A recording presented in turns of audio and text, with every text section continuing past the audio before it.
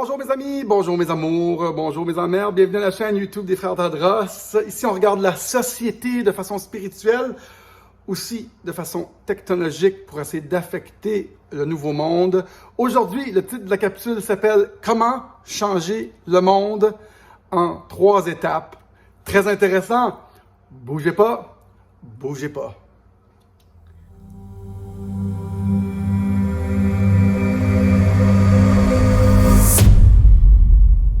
Salut tout le monde, ça fait longtemps que j'ai pas fait de vidéo. J'aime vraiment ça, faire des vidéos.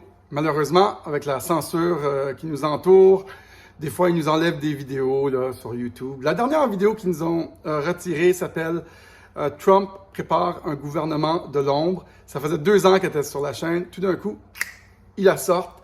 On se demande qu'est-ce qui se passe derrière avec la censure. Pourquoi tout d'un coup une vidéo est sortie et quand ils retirent cette vidéo-là, ben, ça donne des strikes. Out, you're out. 3 strikes, t'es out, comme au baseball. Et c'est pour ça que j'en fais plus, parce que tant qu'à perdre ma chaîne, pour rien, la façon de s'en sortir, c'est d'engager un avocat qui va aller parler ça coûte à peu près, après moi, 5 000. Il parle, puis là, il t'enlève les robots sur ton cas. Bref, voici le monde fou qui nous entoure. Aujourd'hui, on va parler de comment changer le monde en 3 étapes. Très drôle. J'ai été à la rencontre de Stéphane Blais, le FDDPL, quelque chose comme ça. Et c'était fantastique. J'ai rencontré Lucie Laurier, François Mambara, vrai guerrier, entre autres, et plein d'autres personnes que j'ai adorées. Merci pour cette soirée. Stéphane Blais, très cool. J'espère que sa fondation va bien et qu'il a pu amasser les fonds nécessaires avec ça. Et donc, vous êtes déjà demandé comment changer le monde en 3 étapes? J'ai toujours voulu changer le monde. On va changer le monde. Et une des premières façons qu'on a essayé de faire ça, moi et Eric, c'est avec la musique. Et certainement, la culture, c'est une très bonne façon de changer le monde. Une façon très efficace via la culture. Projet Mockingbird, évidemment, ceux qui connaissent ça, hein, c'est le gouvernement qui ont un petit peu pris en captivité les chaînes de nouvelles, hein. Il y a la CIA, puis ils ont réalisé que le bureau de nouvelles était la chose que les gens écoutaient avec confiance. Malheureusement, au fil des ans, c'est pas strictement des nouvelles qu'on voit, c'est de plus en plus biaisé. Qu'en pensez-vous? C'est juste une observation. Je ne dis rien ici, mais je dis tout. C'est à vous de décider si vous trouvez que les médias traditionnels ont encore beaucoup de pertinence dans leurs propos. Hein? Peut-être pas pour rien que certains grands médias doivent aujourd'hui laisser aller des employés. C'est à vous de juger. Et donc, la culture, un très bon moyen efficace de changer le monde. Moi, je pense que ce n'est pas le moyen le plus efficace. Qu'est-ce que vous pensez des lois et de la politique pour changer le monde? Certes, très efficace selon moi, pour changer le monde. Hein? On passe des lois au Congrès, nanana. C'est une façon très efficace de contrôler le monde ou de changer le monde, les lois. Oui, on voit que les lois sont changées d'avance. Les lois sur la vaccination, c'est de la misère aujourd'hui. On aurait... on niaise. Est-ce qu'on niaise? On voit des lois qui ont été changées d'avance, pendant 10 ans d'avance. La loi sur les blessures liées à la vaccination, ça fait 10 ans que c'est changé.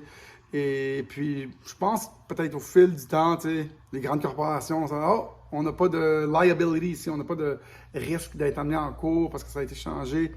Bref, les lois, c'est une très, très bonne façon de changer le monde. Mais pour moi, la façon la plus efficace de changer le monde, c'est la technologie. La technologie, c'est insidieux, ça rentre dans les maisons. Et moi, je le vois du côté positif. Il y a 2 côtés à cette lame à double tranchant. Moi, je le vois du côté positif. Je vois des industries qui sont changées, comme l'industrie de l'hôtel, l'industrie du taxi, l'industrie des médias, qui sont bouleversées après 30 ans d'Internet libre. Je vois vraiment le côté positif où on crée plus de productivité dans la société, on donne plus de valeur aux citoyens, on donne plus de liberté aux citoyens. Certes, la technologie peut être utilisée du mauvais côté aussi, et c'est des choses que je regarde très attentivement avec Eric. Et moi, la technologie, c'est la façon de changer le monde insidieusement. D'ailleurs, ceux qui font les lois et tout ça, des fois, s'aperçoivent même pas de ce qui va se passer à cause des technologies qui s'en viennent. Pour moi, cette technologie-là, c'est Bitcoin. D'ailleurs, j'ai une très grande nouvelle à vous annoncer, à vous et tout le monde, et le Québec au complet, que je ne ferai pas aujourd'hui. Si vous nous voyez moins, c'est à cause qu'on est à l'œuvre à travailler très fort dans un nouveau projet lié à la crypto-monnaie, lié à Bitcoin surtout, qui est la technologie qui, selon moi, qui, si on lui donne assez de temps, va rendre la guerre trop chère. Will make wars unaffordable. Ça va rendre les guerres trop coûteuses parce que si on change tout à ce médium, cette nouvelle monnaie souveraine, les pays pourront plus imprimer l'argent pour faire les choses à leur aise, ce qu'ils veulent, aller en guerre, battre le COVID, all that, tout ça, là, nomme-les. Eux, quand ils impriment de l'argent, ils appellent ça du quantitative easing. Mais nous, quand on imprime de l'argent, leur argent, c'est considéré comme du vol ou counterfeit. Comment on appelle ça en français? On n'a pas le droit de créer de l'argent. Pourquoi personne ne me l'a dit, là? C'est une blague, mais eux, quand ils en créent, c'est un terme très, très beau, très scientifique. Ils peuvent créer de l'argent. Et c'est ça l'iniquité entre les classes et les gouvernements. Eux impriment, font ce qu'ils veulent. Nous, on doit travailler ces heures-là pour créer cet argent-là dans notre vie. Et je crois que cette nouvelle technologie-là, mesdames et messieurs, va changer le monde et de façon, oui, insidieuse. Et ça pour les prochains 30 ans, on va voir des gros changements. Il y en a qui ont peur parce qu'ils ne comprennent pas. Et ça n'a rien à voir avec les CBDC, les Central Bank Digital Currencies, rien à voir du tout. Ça, c'est de l'argent contrôlé. Bitcoin va rester un argent souverain du peuple qui a une cédule de sortie pour les prochains 120 ans. Aussi, Bitcoin est incensurable. On ne peut pas bloquer ton compte. Il n'y a pas personne entre toi et la personne à qui tu envoies l'argent, entre toi et ton portefeuille. Très différent de la philosophie derrière nos comptes de banque traditionnels. Et donc, il y a aussi beaucoup d'autres avantages à cette nouvelle technologie-là qui est transportable, qui est le meilleur compte d'épargne au monde. On peut l'envoyer d'ici en Chine un samedi après-midi. Il ne faut pas attendre que ça rouvre le lundi à n'importe qui ou au Japon ou partout dans le monde sans attendre que la banque ouvre à 9h AM. Tu peux envoyer 1 milliard comme $1. Et les frais vont faire ça vers le bas plus cette technologie-là avance. C'est comme un peu la recherche sur Google. Est-ce que ça vous coûte de faire une recherche sur Google? Non. Et donc, ça, ils ont emmené ça à zéro. Et là les frais de transaction vont aussi aller à zéro. Et par-dessus ça, comme Google a créé une business de publicité, je crois que par-dessus les frais qui vont à zéro, ils doivent bien faire une entreprise.